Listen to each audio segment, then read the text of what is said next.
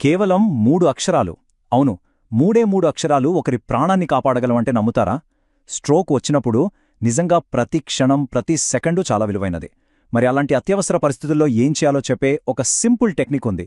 దాని గురించే మనం ఈరోజు వివరంగా తెలుసుకోబోతున్నాం. సరే, ముందుగా ఒక కథతో మొదలు పెడదాం. ఇది కల్పిత కథ కాదు, నిజంగా జరిగింది. మనలో ఎవరైనా సరే చాలా తేలిగ్గా చేసే ఒక చిన్న పొరపాటు ఎంత పెద్ద విషాదానికి దారితీస్తుందో ఈ కథ మన కళ్లకు కట్టినట్టు చూపిస్తుంది. ఇది మనందరికీ ఒక హెచ్చరిక అనుకోవచ్చు. ఓకే, ఊహించుకోండి. ఒక పెద్ద పార్టీ జరుగుతోంది. పాత స్నేహితులందరూ కలుసుకున్నారు. అంతా నవ్వులు, పలకరింపులతో చాలా సందడిగా ఉంది. అంతా బాగుందనుకుంటున్న టైంలో అకస్మాత్తుగా ఒక మహిళ తూలి కింద పడిపోయింది. ఒక్కసారిగా అందరూ షాకయ్యారు. అక్కడి సంతోషమంతా మాయమైపోయింది. వెంటనే ఆమె స్నేహితులందరూ పరిగెత్తుకుంటూ వచ్చారు. ఏమైంది, హాస్పిటల్కి వెళ్దామా అని అడిగారు. కాని ఆమె, అయ్యో ఏమీ పర్వాలేదు, నేను బాగానే ఉన్నాను అని చెప్పి ఆ విషయాన్ని చాలా తేలిగ్గా తీసుకుంది. చూడండి, చాలా సందర్భాల్లో మనం చేసే పొరపాటు ఇదే. ఆమె అలా చెప్పేసరికి అక్కడున్నవాళ్లందరూ కూడా, అవున్లే, కొత్త చెప్పులేసుకుంది కదా, అందుకే జారిపడి ఉంటుంది అని వాళ్లకు వాళ్లే సర్ది చెప్పుకున్నారు. చూసారా, ఎంత ప్రమాదకరమైన ఒక హెచ్చరికని ఎంత తేలిగ్గా పక్కన పెట్టేశారో. దీనివల్ల అసలు సమస్య ఏంటో ఎవరూ గుర్తించనేలేదు. సరే, ఆమెను పైకి లేపారు, కొంచెం శుభ్రం చేసి తినడానికి ఒక ప్లేట్ ఫుడ్ ఇచ్చారు. ఆశ్చర్యంగా ఆ తర్వాత రోజంతా ఆమె అందరితో కలిసి మామూలుగానే నవ్వుతూ మాట్లాడుతూ గడిపింది. దీంతో అందరూ హమ్మయ్యా, అంతా సర్దుకుంది అనుకున్నారు. కాని వాళ్లకు తెలీదు అసలు ప్రమాదం అప్పుడే మొదలైందని. అవును, పైకంతా నార్మల్గానే కనిపించింది, కాని లోపల ఒక పెద్ద ప్రమాదం పొంచుంది. మరి ఆ సంఘటన అసలు స్వరూపమేంటి, దాని ముగింపు ఎంత విషాదకరంగా ఉందో ఇప్పుడు చూద్దాం. అదే రోజు సాయంత్రం ఆమె భర్త నుండి పార్టీలో ఉన్న స్నేహితులకి ఒక ఫోన్ కాలొచ్చింది. ఆమెను హాస్పిటల్కి తరలించారని, సాయంత్రం 6 గంటలకామె చనిపోయిందని చెప్పారు. అందరూ నిర్ఘంతపోయారు. పార్టీలో జరిగిన ఆ చిన్న సంఘటనే ఆమె ప్రాణాల్ని తీస్తుందని వాళ్ళు కలలో కూడా ఊహించలేదు. అసలు ఏం జరిగిందంటే, ఆ పార్టీలోనే ఆమెకు స్ట్రోక్ వచ్చింది. ఆ కింద పడిపోవడం అనేది స్ట్రోక్ యొక్క మొదటి లక్షణం. కాని అక్కడున్న వాళ్లలో ఒక్కరు కూడా దాన్ని గుర్తించలేకపోయారు.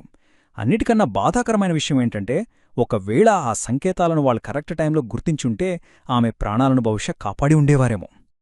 ఇప్పుడు మనందరి మదిలో మెదిలే ప్రశ్న ఇదే: ఆమె ప్రాణాలను నిజంగా కాపాడగలిగే అవకాశం ఉండేదా?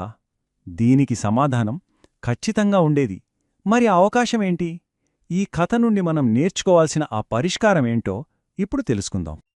చూడండి, న్యూరోసర్జన్లు ఏం చెప్తారంటే, స్ట్రోక్ వచ్చిన తర్వాత మొదటి 3 గంటల సమయం చాలా చాలా కీలకం.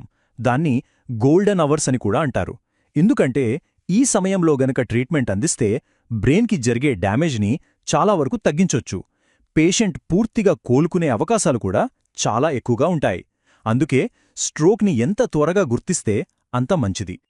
సరే, స్ట్రోక్ని త్వరగా గుర్తించడం ముఖ్యమంటున్నాం, కానీ ఎలా గుర్తించాలి? దానికోసమే ఒక చాలా సింపుల్ టెక్నిక్ ఉంది.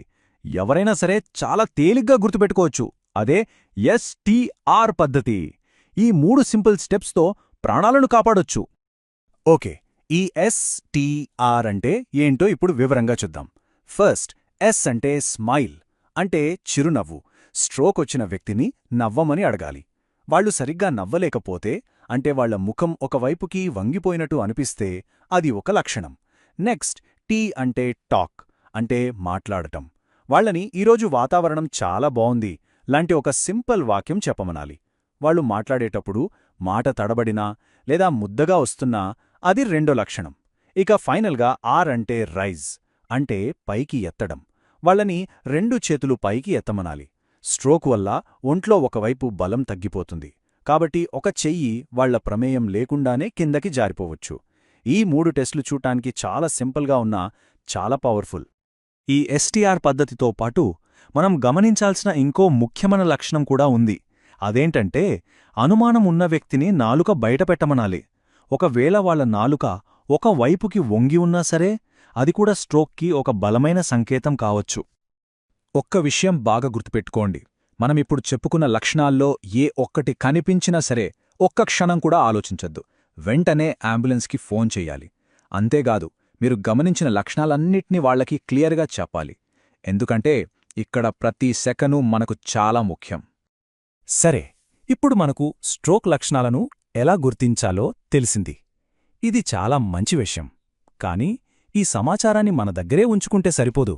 దీన్ని అందరితో పంచుకోవడం కూడా అంతే ముఖ్యం. ఎందుకంటే ఒక చిన్న షేర్ ఒకరి ప్రాణాన్ని నిలబెట్టగలదు. అదెలాగో ఇప్పుడు చూద్దాం. ఒక ఫేమస్ కార్డియాలజిస్ట్ ఒక మాట చెప్పారు. అదేంటంటే, ఈ సమాచారాన్ని మీరు కనీసం ఒక 10 మందికి ఫార్వర్డ్ చేస్తే దానివల్ల ఒక్క ప్రాణాన్ని అయినా కాపాడగలుగుతారు అని. ఒక్కసారి ఆలోచించండి. ఎంత సింపుల్గా అనిపిస్తోంది, కాని ఎంత పవర్ఫుల్ మాట ఇది. ఈ ముఖ్యమైన విషయాన్ని అందరి దృష్టికి తీసుకురావాలని నేను నా వంతు ప్రయత్నం చేశాను. ఇప్పుడు దీన్ని మరింతమందికి, ముఖ్యంగా మీ కుటుంబ సభ్యులకి, స్నేహితులకి చేరవేయాల్సిన బాధ్యత మనందరిపైనా ఉంది. గుర్తుంచుకోండి, ఇది కేవలం ఒక మెసేజ్ ఫార్వర్డ్ చేయడం కాదు, అవసరమైనప్పుడు ఒక ప్రాణాన్ని కాపాడే ఒక గొప్ప అవకాశం. చివరగా ఒక మంచి మాటతో ముగిద్దాం. మనం ఎవరికైనా ఒక గులాబీ పువ్విస్తే ఆ పువ్వు వాసన మన చేతికి కూడా అంటుకుంటుంది కదా. ఈ జ్ఞానాన్ని పంచుకోవడం కూడా అచ్చం అలాంటిదే. మనం చేసి ఈ చిన్న మంచి పని, దాని ప్రభావం మన జీవితంలో కూడా ఉంటుంది. జాగ్రత్తగా ఉండండి, ఆరోగ్యంగా ఉండండి.